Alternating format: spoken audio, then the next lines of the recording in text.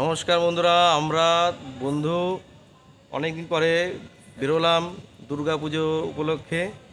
তো রাত করে সারাদিন টাইম হলো না, বন্ধুর সাথে এখন বেরোলাম। বন্ধুর গাড়ির একটা চাকা লিক হয়ে গেছে, তা সত্ত্বেও আমাদের মনের জোশটা বিশাল উদ্যম, বিশাল রয়েছে। আমরা এখন এই সামনে তরুণ সংঘ ক্লাবে এখানে যাব ঠাকুর দেখতে। বন্ধু তাহলে চলা যাক, চলো।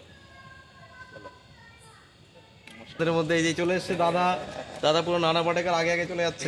চলো বন্ধু, চলে আসো। বন্ধু কই?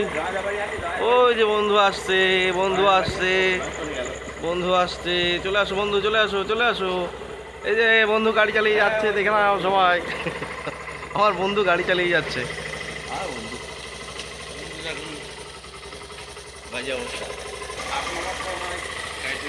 8-9 মাস পরে গাড়িতে উঠলো বন্ধু, চলে গেল।